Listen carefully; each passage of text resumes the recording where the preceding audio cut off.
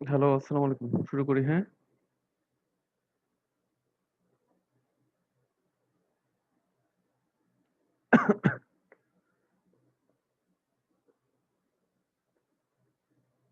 শুনতেছো তোমরা?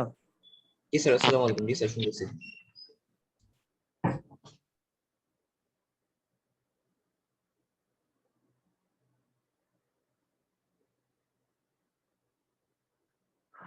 তাহলে আ এই আজকের ক্লাসে ডেটা লিঙ্ক লেয়ারের কিছু বিষয় আমরা দেখব।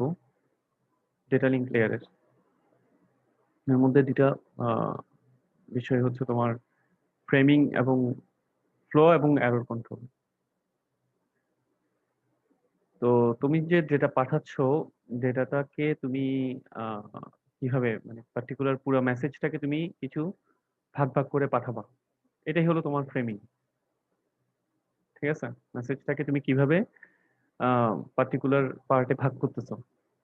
কিভাবে তুমি তুমি পুরা মেসেজটাকে তো পুরো একসাথে পাঠাতে পারবে না। ঠিক আছে? তো এটাকে অনেকগুলা পার্টে ভাগ করে পাঠাবা। কিভাবে ভাগ করতেছো স্পেসিফিক কোন ওয়েতে ওইটাই হলো ফ্রেমিং। এবং ফ্লো কন্ট্রোল হচ্ছে আ তোমার সেন্ডার এবং রিসিভারের মধ্যে একটা তোমার আ সিনক্রোনাইজেশন এর ব্যবস্থা করা। ঠিক আছে? Flow control. তাহলে ২ পাশের তুমি যদি ২ টা পিসি, একটা পিসি থেকে একটা পিসিতে কমিউনিকেট হচ্ছে, ২ টা নেটওয়ার্কের ২ টা পিসির মধ্যে কমিউনিকেট হচ্ছে। ঠিক আছে? তাহলে এখন আ রিসিভিং এন্ড এ তো যেভাবে সেন্ডিং এন্ড যেভাবে পাঠাচ্ছে, রিসিভিং এন্ড ওইভাবে হয়তো অত তাড়াতাড়ি রিসিভ করতেও না পারে। তো সেক্ষেত্রে ফ্লো কন্ট্রোল এর দরকার হতে হবে। আর এরর কন্ট্রোল হচ্ছে তোমার তো এরর হইতে পারে ট্রান্সমিশনের সময়, ডেটা ট্রান্সমিশনের সময়। সেই এররটাকে তুমি কিভাবে রিকভার করবা? তাহলে ১ম এ আসতেছে ফ্রেমিং। ফিজিক্যাল লেয়ারে তোমার ডেটা গুলাকে বিট গুলাকে তুমি কিভাবে ক্যারি করবা এটাই দেখবো আমরা ফ্রেমিং। ঠিক আছে? তাহলে ফ্রেমিং এ তোমার মূল ডেটা তো আছে ফ্রেমিং এর সময়। ফ্রেমিং এ তো তুমি যখন ফ্রেম গুলো পাঠাবা মনে করো তোমার ফ্রেম আমরা এক্ষেত্রে বলতেছি ইথারনেট ফ্রেম এর কথাই চিন্তা করো। আমাদের যে ইথারনেটে যে কমিউনিকেশনটা হচ্ছে, ঠিক আছে? ইথারনেট ল্যানে। হুম, ইথারনেট ল্যান মানে তোমার এই যে মানে ওয়্যার্ড ল্যান, ওয়াইফাই না, ওয়্যার্ড ল্যান। তোমার তুমি নেটওয়ার্ক কেবল দিয়ে একটা সুইচ দিয়ে তুমি অনেকগুলো পিসিকে কানেক্ট করছো কেবল দিয়ে। তাহলে ওখানের মধ্যে যে কমিউনিকেশনটা হচ্ছে এটা হচ্ছে ইথারনেট ল্যান। ঠিক আছে? ওখানে প্রোটোকলটা হচ্ছে ইথারনেট। ঠিক আছে? বুঝতে পারছো? জি স্যার। কেবলের মধ্যে দিয়ে যাচ্ছে। তো ওখানে কেবলের মধ্যে দিয়ে যেগুলো যাচ্ছে, যে ডেটাটা যাচ্ছে ওগুলা হচ্ছে ইথারনেট ফ্রেম হিসেবে যাচ্ছে। ওগুলা ইথারনেট ফ্রেম, এক একটা ফ্রেম হিসেবে যাচ্ছে এটা। তো আমাদের সেক্ষেত্রে আমাদের ম্যাক অ্যাড্রেস গুলো হচ্ছে আমাদের সেন্ডারের অ্যাড্রেস এবং ডেস্টিনেশন অ্যাড্রেস, আমাদের ফ্রেমের ম্যাক অ্যাড্রেস। ঠিক আছে? আমাদের যে ম্যাক অ্যাড্রেস গুলো আছে ওগুলো হচ্ছে আমাদের অ্যাড্রেস। ওই অ্যাড্রেস গুলো দিয়েই তো মানে কমিউনিকেট হচ্ছে। ওই অ্যাড্রেস গুলো দিয়ে রাউট করা হচ্ছে প্যাকেট গুলো ওই ম্যাক অ্যাড্রেসটা থেকে। তাহলে মনে করো যে কোনো একটা ইথারনেট ফ্রেম, তাহলে ইথারনেট ফ্রেমটার একটা অ্যাড্রেস থাকবে। ওইটা সেন্ডারের অ্যাড্রেস এবং ডেস্টিনেশনের অ্যাড্রেস। ফর এক্সাম্পল সেন্ডারের ম্যাক অ্যাড্রেস এবং ডেস্টিনেশনের ম্যাক অ্যাড্রেস।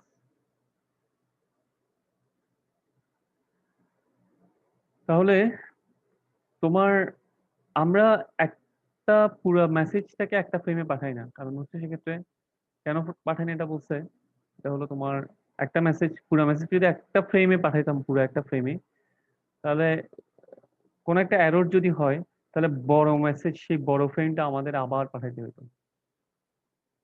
তো এটা প্রবলেমেটিক।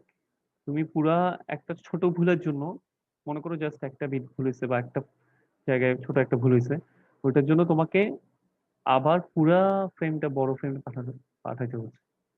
তো ওই জন্য আমরা যেটা করব, এই মেসেজটাকে অনেকগুলা ভাগে ভাগ করবো, অনেকগুলা ফ্রেমে ভাগ করবো। ঠিক আছে? এভাবে অনেকগুলো ফ্রেমে ভাগ করবো। তাহলে যদি তোমার কোনো একটা এরর হয় তাহলে একটা ফ্রেমে এরর হবে মনে করো, তাহলে তুমি শুধু এই ছোট এই ফ্রেমটা আবার রিট্রান্সমিট করবে জাস্ট এটা, এই এই এই পার্ট মেসেজকে আমি এই 4টা ফ্রেমে ভাগ করছি, ভুল হয়েছে শুধু এই জায়গাটায়, আমি এটা আবার ট্রান্সমিট করছি। ঠিক আছে, তাহলে এটা বেটার, মাচ বেটার। পুরো আমি যদি এটাকে যদি পুরো একটা ফ্রেমে পুরোটাকে পাঠাতাম, তাহলে এটাকে পুরোটাকে এই ছোট একটা ভুলের জন্য আমার এটাকে পুরোটাকেই আবার ট্রান্সমিট করতে হবে। আচ্ছা, তো ফ্রেমের সাইজ, এই যে আমরা ফ্রেমে ভাগ করতেছি, আহ, তাহলে ব্যাপারটা বুঝছো, আমরা যে মেসেজ গুলো পাঠাচ্ছি ওগুলোকে ফ্রেমে ভাগ করে আমরা লিঙ্ক লেয়ারে পাঠাচ্ছি।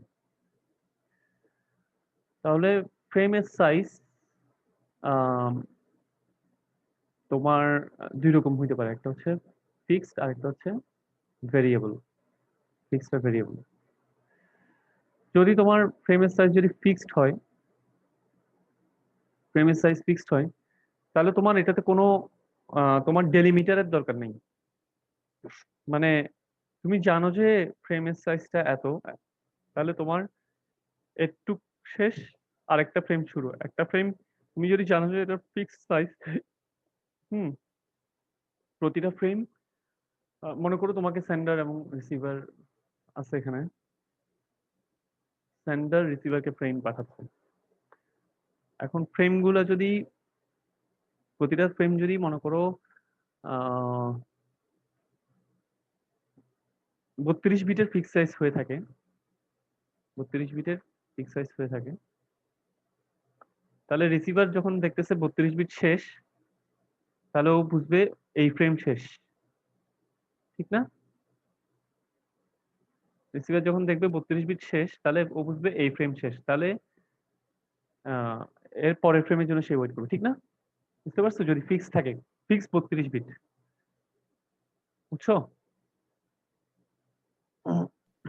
জি স্যার। তাহলে এই ফিক্স সাইজটা খুব একটা ইউজ হয় না, আগে হইতো, মানে এটিএম এ ইউজ হয়, এটিএম নেটওয়ার্ক আছে একটা, আমার এটা সেই এটিএম না, এটা আরেকটা এটিএম। আমরা যে ব্যাংকের এটিএম ইউজ করি ওটা না, এটা আরেকটা অ্যাসিনক্রোনাস ট্রান্সমিশন মনে হয় ATM। এটা আরেকটা, আরেক ধরনের নেটওয়ার্ক আর কি। ঠিক আছে, আহ তো তোমার এখন যেটা মোর কমনলি ইউজ হয় এটা হচ্ছে variable size framing. Variable size framing, এখানে ফ্রেমগুলা কত বড়, এটা এটা ফিক্স না। একটা ফ্রেম হইতে পারে একটুক, একটুক, আর একটা ফ্রেম হইতে পারে একটুক, ভেরিয়েবল সাইজ। ঠিক আছে, তাহলে ভেরিয়েবল সাইজ ফ্রেমিং এর ক্ষেত্রে তোমার রিসিভারকে সামহাও বুঝাই দিতে হবে যে ফ্রেমটা কোথায় শেষ হচ্ছে, কারণ যেহেতু এখানে ফিক্স সাইজ না ফ্রেম, আগে তো 32 বিট হইলেই বুঝতো যে এই ফ্রেমটা শেষ ফিক্স সাইজে, কিন্তু এখন যেহেতু তোমার ভেরিয়েবল লেংথ, রিসিভারকে কোনো একটা সিম্বলিক ওয়েতে বলতে হবে, ঠিক আছে, যে ফ্রেমটা শেষ, এখানে শেষ। ফর এক্সাম্পল, আমি এখানে পার্টিকুলার একটা বিট দিয়ে আমি বুঝে দিলাম এই ফ্রেমটা শেষ। ঠিক আছে,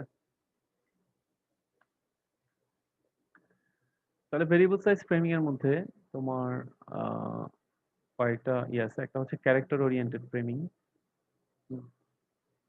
ক্যারেক্টার ওরিয়েন্টেড ফ্রেমিং এ তোমার ভেরিয়েবল সাইজ ফ্রেমিং এর কয়েকটা টাইপ দেখতেছি আমরা, হ্যাঁ। একটা হচ্ছে ক্যারেক্টার ওরিয়েন্টেড ফ্রেমিং।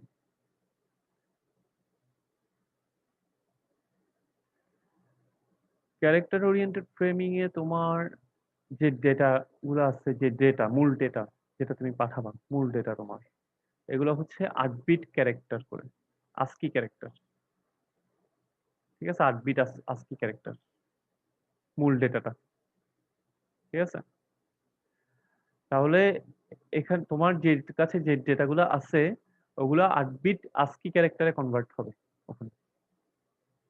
ঠিক আছে, মূল ডেটার জন্য।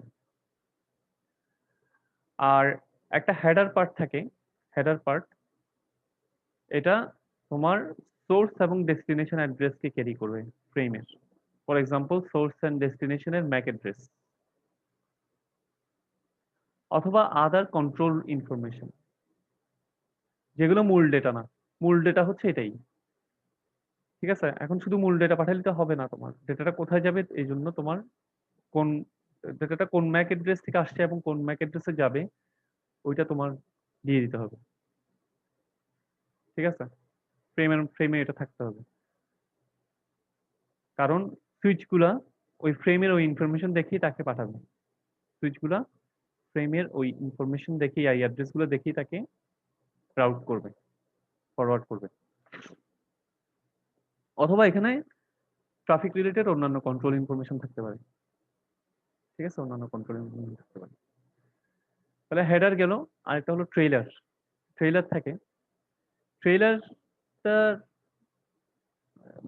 ট্রেইলার এগুলো কিন্তু সবই বিট। এটা হচ্ছে ডেটা, তারপর এগুলো destination source address destination address এগুলো তুমি বিট দিয়ে বলতেছো। 48 বিটের MAC address for example, source and destination address. তারপর কন্ট্রোল ইনফরমেশন থাকে যেটা এটাকে তোমার প্রপারলি ইয়েতে পৌঁছতে সাহায্য করবে, মানে control related information, control signal, data না, অন্যান্য কন্ট্রোল রিলেটেড ইনফরমেশন, ঠিক আছে? যেটা তাকে ডেস্টিনেশনে পৌঁছতে সাহায্য করবে, ঠিক আছে? অ্যাড্রেস ছাড়াও আর কি অন্যান্য কন্ট্রোল ইনফরমেশন থাকতে পারে। তারপর হলো ট্রেইলার। ট্রেইলার অংশটা হচ্ছে তোমার এরর ডিটেকশনের জন্য। আমরা এরর ডিটেকশন করছি না কত ক্লাসে? জি স্যার। আচ্ছা, তাহলে ট্রেইলার অংশটা একটা ট্রেইলার অংশ থাকবে, ওইটা তোমার এরর ডিটেকশনের জন্য রিডান্ডেন্ট বিট আমরা অ্যাড করি, এক্সট্রা বিট অ্যাড করি না, ওগুলা থাকবে, ঠিক আছে? এবং বলতেছে কি রুলটা হচ্ছে ক্যারেক্টার ওরিয়েন্টেড বা বাইট ওরিয়েন্টেড ফ্রেমিং এর রুলটা হচ্ছে এগুলো সব 8 বিটের মাল্টিপল হিসেবে থাকবে, যে এক্সট্রা যে বিটগুলা এক্সট্রা বিটগুলা ওগুলো 8 বিটের মাল্টিপল হিসেবে থাকবে। ফর এক্সাম্পল 16 বিট, 32 বিট, ঠিক আছে? 24 বিট, হোয়াটএভার। আচ্ছা, তারপর হলো একটা ফ্রেমকে আরেকটা ফ্রেম থেকে সেপারেট করার জন্য একটা স্পেশাল ফ্ল্যাগ অ্যাড করা হবে ফ্রেমের বিগিনিং এ এবং এন্ডে, ঠিক আছে? ফ্ল্যাগটা হইতে পারে কোনো স্পেশাল ক্যারেক্টার, মানে তুমি পার্টিকুলার একটা স্পেশাল ক্যারেক্টার কে তুমি ফ্ল্যাগ হিসাবে ইউজ করবে, ঠিক আছে? আচ্ছা, স্যার তার মানে একটা 8 বিটের ডাটা পাঠাতে তো অনেকগুলো বিটের ডাটা পাঠানো লাগতেছে। হ্যাঁ, একটা একটা 8 বিটের ডেটাও পর যদি তুমি পাঠাতে চাও, এখানে 8 বিট না আরো বেশি থাকে ডেটা, ঠিক না আছে? আমি ইন জেনারেল বললাম, ইন জেনারেল হ্যাঁ বলতেছি, হ্যাঁ মানে হ্যাঁ, এটা বুঝার তুমি যদি সাপেক্ষে। একটা একটা হ্যাঁ, তুমি যদি পাঠাতে চাও তাহলে এটার সাথে এক্সট্রা অনেকগুলো জিনিস লাগবে। কারণ আমার শুধু এরর ডিটেক্ট করতে আমার মাল্টিপল অফ 8 বিট লাগতেছে। তো আমার যদি অ্যাকচুয়াল ডেটা যদি থাকে 8 বিটের, তাহলে আমার এই যে এরর ডিটেকশনের জন্য আমি যে রিডান্ডেন্ট বিটটা রাখবো, মানে আমার সেম ডেটাটার আমি রিডান্ডেন্সি মানে রিডান্ডেন্ট করে আরো একটা 8 বিট রাখতে হচ্ছে আমার এরর ডিটেকশনের জন্য, বা 16 বিট রাখতে হচ্ছে। তো এরকম করতে গেলে তো স্যার মানে অনেক বড় একটা আমার প্যাকেজ পাঠাইতে হবে বা প্যাকেট পাঠাইতে হ্যাঁ, হবে। এগুলো পাঠাইতে হবে, এটা সমস্যা না। মানে এটা কমিউনিকেশন সিস্টেমের জন্য আমাদের যে ব্যান্ডউইথ এখন আছে, ওই ব্যান্ডউইথের জন্য এগুলা এক্সট্রা এই জিনিসগুলো পাঠানো সমস্যা না। কিন্তু আমাদের দরকার হচ্ছে আমাদের ডেটাটা কারেক্টলি পৌঁছানোর জন্য আমাদের যা যা করতে হয় এগুলো করতে হবে। এবং না হলে তো তুমি যদি এরর ডিটেকশন বিট যদি না দাও তাহলে তো তুমি কোনো এরর ডিটেক্ট হলে ওটাকে তুমি কারেক্ট করতে পারবে না, ডিটেক্ট বা কারেক্ট করতে পারবে না, ঠিক না? এটা আর কি। জি স্যার। আচ্ছা, তাহলে তাহলে আমরা দেখি জিনিসটা দাঁড়াচ্ছে এরকম। ফ্ল্যাগ, এই ফ্ল্যাগ এটা দিয়ে আমি একটা একটা ফ্রেম শুরু হয়েছে এবং একটা ফ্রেম শেষ হয়েছে। রিসিভার যখন প্রথমে এটা পাইলো, রিসিভার এটা পাওয়ার পর সে বুঝলো যে ফ্রেমটা শুরু হয়েছে। তারপর তারপর যখন সে এগুলা এগুলা দেখবে, দেখে লাস্টে যখন এই ফ্ল্যাগটা পাবে তখন ও বুঝবে যে এই ফ্রেম শেষ। তাহলে আমি এগুলো দেখো ভেরিয়েবল লেংথ, এটা এটা ভেরিয়েবল লেংথ, এই জন্যই ভেরিয়েবল লেংথ বলে আমি ফ্ল্যাগ ইউজ করছি, কোথায় শুরু হয়েছে কোথায় শেষ হয়েছে এটা বোঝানোর জন্য। এবং এখানে দেখো বলছে ভেরিয়েবল নাম্বার অফ ক্যারেক্টার্স, মূল ডেটা যেটা এই এই অংশটা হচ্ছে মূল ডেটা। এই অংশটা মূল ডেটা। এটা হলো তোমার ভেরিয়েবল নাম্বার অফ ক্যারেক্টারস। তাহলে এখানে যে কোনো সংখ্যক তুমি ক্যারেক্টার হচ্ছে তোমার মূল ডেটা। এখানে তোমার যতটা ক্যারেক্টার থাকে সমস্যা নেই।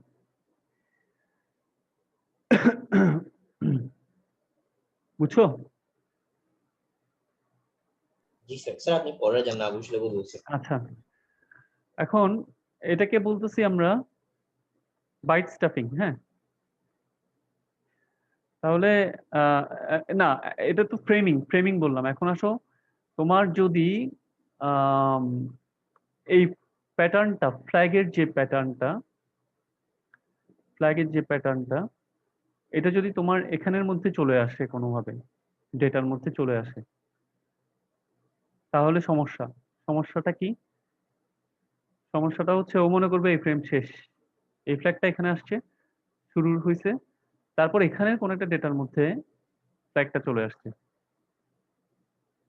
ফ্ল্যাগের প্যাটার্নটা। তাহলে রিসিভার মনে করবে যে এই ফ্রেম শেষ, কিন্তু অ্যাকচুয়ালি এটা ফ্রেম শেষ না, এটা হচ্ছে এমনি ডেটার মধ্যে বিট আসছে। তাহলে ভুল হয়ে গেল না? ঠিক আছে। তাহলে তোমার এই জন্য আমরা বাইট স্টাফিং এ যেটা করব, ওটা হলো আমরা যদি এই ধরনের এক্সট্রা কোনো ডেটার মধ্যে যদি এক্সট্রা কোনো ডেটার মধ্যে যদি এক্সট্রা না ডেটার মধ্যে যদি এরকম কিছু ফ্ল্যাগ থাকে, ফ্ল্যাগের প্যাটার্নটা যদি ডেটার মধ্যে থাকে, তাহলে আমি এটা একটা স্পেশাল ক্যারেক্টার দিয়ে সিগন্যাল দিয়ে দিব যে এর পরে যেটা আসতেছে, এর পরের ক্যারেক্টার ফ্ল্যাগের মতো যে ক্যারেক্টারটা আছে, এটা আসলে ফ্ল্যাগ না, এটা হলো ডেটারই অংশ। ঠিক আছে। তাহলে এটা হলো মূল ডেটা। এখন মূল ডেটার মধ্যে দেখো, ফ্ল্যাগের মতো একটা বাইট চলে আসছে, তাহলে আমি যেটা করব, আমি একটা স্কেপ ক্যারেক্টার দিয়ে দেবো। স্কেপ ক্যারেক্টার দিয়ে দেবো স্কেপ ক্যারেক্টার দিয়ে আমি বুঝাচ্ছি যে এরপরে যে ফ্ল্যাগের মতো প্যাটার্নটা আছে, এটা আসলে ফ্ল্যাগ না, এটা হচ্ছে ডেটারই একটা অংশ। কাজেই তুমি এটাকে অ্যান্ড হিসেবে ধরিও না, ফ্রেমের অ্যান্ড হিসেবে। রিসিভারকে আমি বলে দিচ্ছি, কাজেই তুমি এটা ফ্রেমের অ্যান্ড হিসেবে ধরিও না। ঠিক আছে। তো রিসিভার দেখো, যখন এটা পাচ্ছে, রিসিভার তখন আহ, এই ইএসসিটা রিমুভ করবে এবং মূল ডেটা যেটা ছিল অরিজিনাল, ওইটাকে রিট্রিভ করবে, ওইটাকে উদ্ধার করবে। ঠিক আছে, মূল ডেটাটা এটাই। বুঝছো? তাহলে এটা হলো বাইট স্টাফিং, এটাকে বলা হয় স্টাফিং। আর এটাকে বলা হয়, এখানে যে তুমি রিমুভ করতেছো, এটাকে বলা হয় আনস্টাফিং। হ্যাঁ।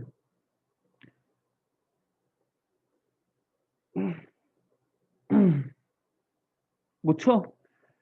এখন এখানে কি সমস্যা হইতে পারে আরেকটা, দেখি কেউ বলতে পারো কিনা। স্যার ওই যে এসকেপ সিকোয়েন্স থাকবে ওইটা।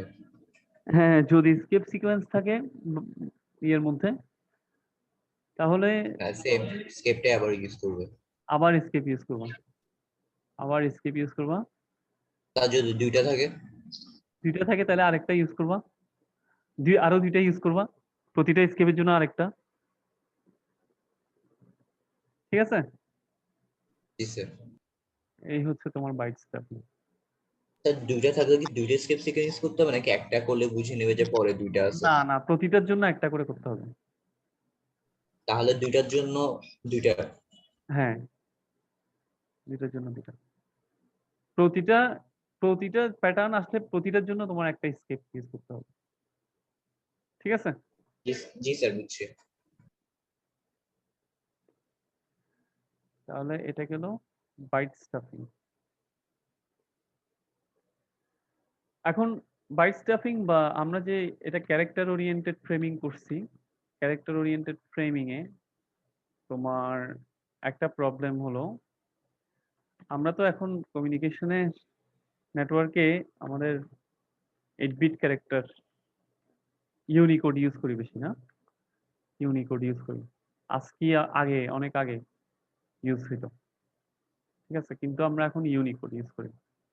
এটা তো জানো না কেন ইউনিকোড ইউজ করি? এর কারণ ইউনিকোড আমার +128 থেকে -128 পর্যন্ত বিট সাপোর্ট করে সেজন্য।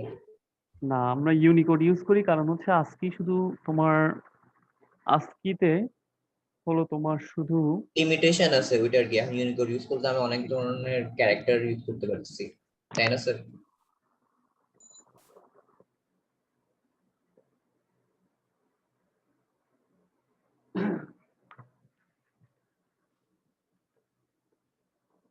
ইউনিকোড তোমার ইউজ করি কারণ হলো আজকিতে তো সব ল্যাঙ্গুয়েজের সাপোর্ট নাই, বুঝতে পারছো?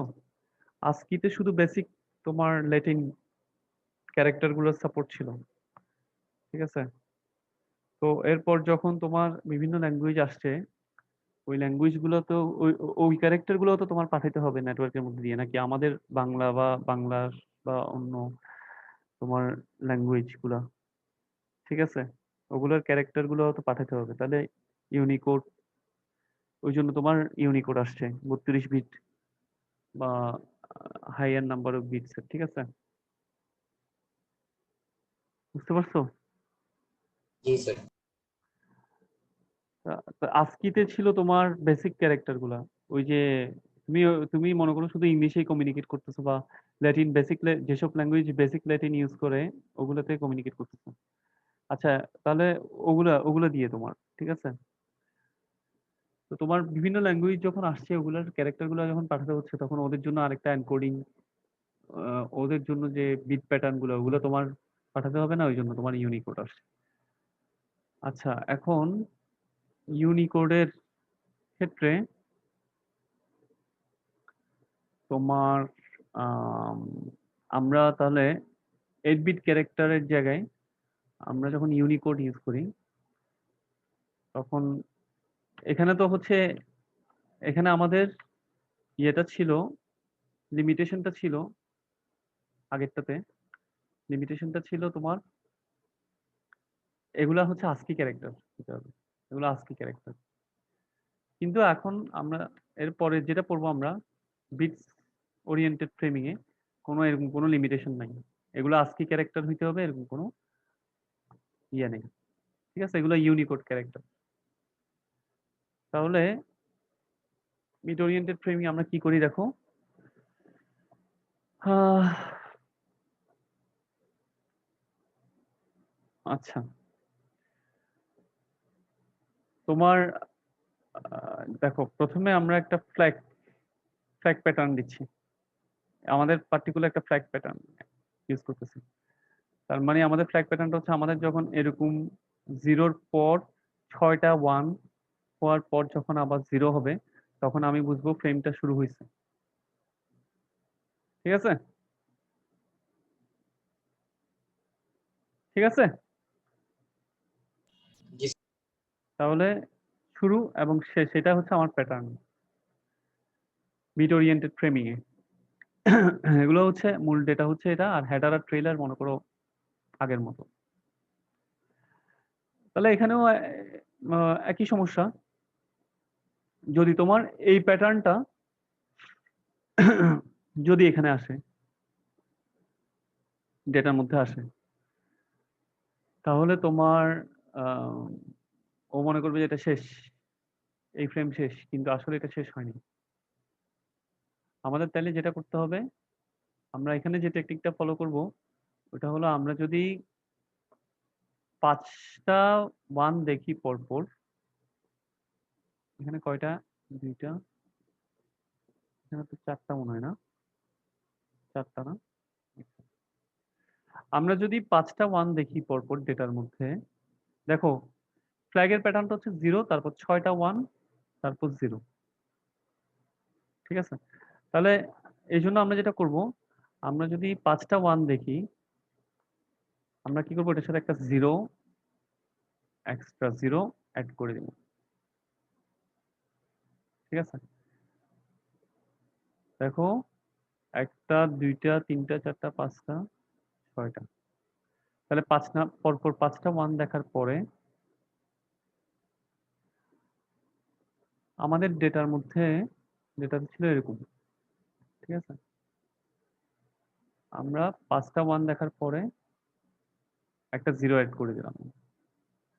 তার মানে আমরা বুঝাচ্ছি যে তোমার আমরা আমরা কেয়ারফুল হয়ে গেছি যাতে পরপর 0 পর 6টা 1 না এসে আবার 0 এই প্যাটার্নটা যাতে না আসে কোনোভাবেই আমাদের ডেটার মধ্যে।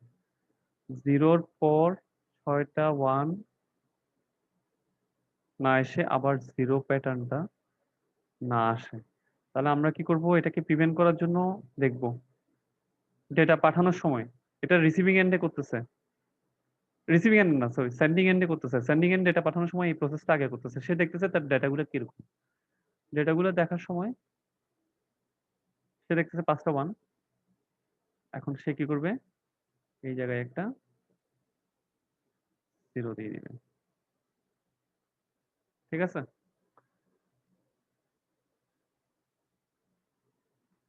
যদি সে 5টা 1 না দিয়ে 6টা 1 এর পর 0 দিলে কি হইতো?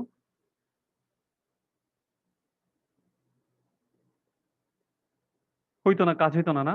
প্যাটার্নটা প্যাটার্নের মধ্যে থেকে যেত না? নাকি? যদি সে 5টা 1 এর পর 0 না দিয়ে যদি সে 6টা 1 এর পর 0 দিত, এরকম করতো, তাহলে এটা করছে কি? এটা হচ্ছে 6টা 1 এর পর 0 দিছে, না? ঠিক না? দিছে? জি স্যার। আচ্ছা। তাহলে যেটা হইলো একদম এটা মিলে গেছে না বরাবর আমাদের অরিজিনাল ফ্ল্যাগ এর সাথে? ফ্ল্যাগ কি এরকমই ছিল না? ছিল? ফ্ল্যাগ এরকম ছিল? দেখো ফ্ল্যাগ। ফ্ল্যাগ দেখো। ঠিক আছে? ফ্ল্যাগ হচ্ছে 0 তারপর 6টা 1 0।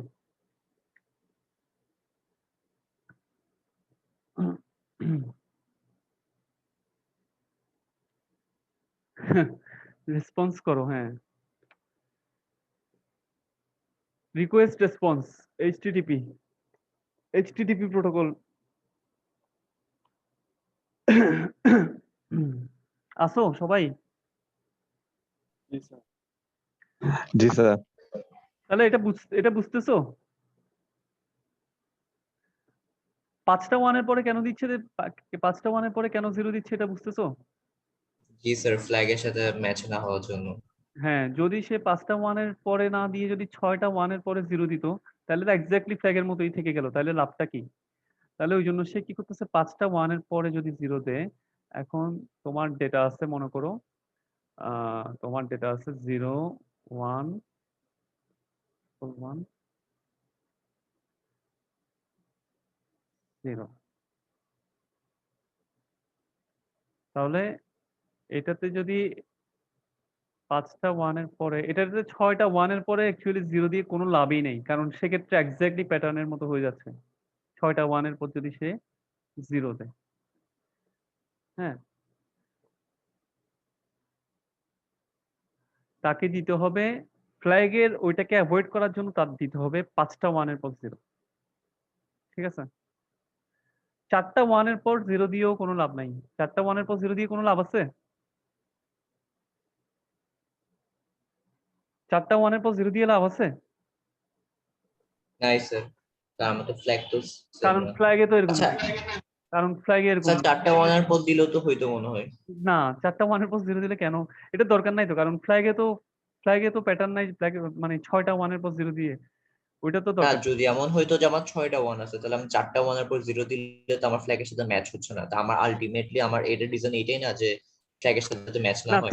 তুমি হচ্ছে সর্বোচ্চ যেটা করে সর্বোচ্চ যতটুক যেতে পারবা এর আগে পর্যন্ত তোমার 4টা 1 এর আচ্ছা, পর 0 জি দিলে জি। হবে। তুমি সর্বোচ্চ জি স্যার, যেতে বুঝছি। পারবে, তুমি যেতে পারতেছো 5 পর্যন্ত, তাহলে তুমি 5 পর্যন্ত যাবা। ঠিক আছে? জি স্যার, পারছো। বুঝছি। তাহলে তুমি 5টা 1 এর পর 0 দিলা। না, এখন তখন তাহলে জিনিসটা হচ্ছে এরকম যে আমার মনে করেন 5টা বিট আছে, কিন্তু আমার ফ্ল্যাগ হচ্ছে 6 বিট, এখন আমি 5 বিটের ওখানে আমি মানে 5 নাম্বার 1 এর আগে 0 দিয়ে দিছি, কিন্তু এটা তো দরকার ছিল না। যদি আমার 6টা 1 থাকতো তখন হচ্ছে আমার 5 নাম্বারে গিয়ে 0 দিলে হইতো, হুম, যাতে ফ্ল্যাগের সাথে ম্যাচ না হয়। ম্যাচ না করে। তাহলে এ তুমি দিলে এটা 0 দেওয়ার পরে রিসিভিং এন্ডে কি করবা? জাস্ট রিমুভ করবা এই 0টা। 5টা 1 এর পর 0 দেখলে তুমি ওই 0টা রিমুভ করবা রিসিভিং এন্ড।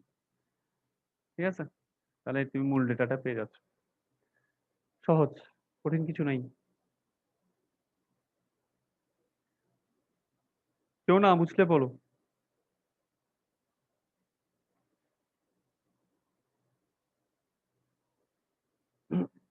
তাহলে এখানে কোনো তোমার এগুলো ASCII ক্যারেক্টার হইতে হবে এমন না। তুমি এখানে ইউনিকোড ক্যারেক্টার হোক হোক। হুম, তার মানে কি সে 5টা বিটের পর 0 দেখলে ওটা তুলে ফেলবে? হ্যাঁ, 5টা 1 এর পরে সে যখন 0 দেখবে রিসিভিং এন্ডে দেখো কি হচ্ছে। তাহলে রিসিভিং আমার অরিজিনালটাতে যদি 0 থাকতো? অরিজিনাল ডেটায় কোথায়? এখানে? না, যেটা সেন্ডার সেন্ড করতেছে ওখানে মনে করেন, হ্যাঁ এটাই তো মনে করেন এটাই তো যে কোনো একটাতে হোক, মানে আমার যদি এরকম হয় যে 5টা 1 এর পর 0 আছে, তা এখন ও যখন রিসিভ করবে ও তো মনে করবে যে এটা ফ্ল্যাগের কারণে 0 দিছে। এই তো দেখো ও যদি এটাকে আবার সরাই ফেলে? এখানে দেখো 5টা 1 এর পরে অরিজিনাল ডেটা কোথায়? 1 2 3 4 5। ঠিক আছে? তাহলে তোমার 5টা 1, ঠিক আছে? তারপর 0, তারপরে হলো তোমার এ- তো 1 দেন, এরপর একটা 1 দেন, সমস্যা হ্যাঁ নেই। 1 দিলাম। মনে করেন এটা হচ্ছে আমার মেইন ডাটা, হ্যাঁ। হ্যাঁ, তাহলে এটা এটা হলো তোমার, না এখানে সমস্যা হবে কেন? এটা তো স্টাফ বিট তো, ঠিক আছে? তোমার এটা যদি তোমার তো ও তো শুধু স্টাফ 0টা সরাচ্ছে, ঠিক আছে? 5টা 1 এর স্টাফ মধ্যে জিরোটা স্টাফ জিরোটা কেউ বুঝবে যে এটা স্টাফ জিরো?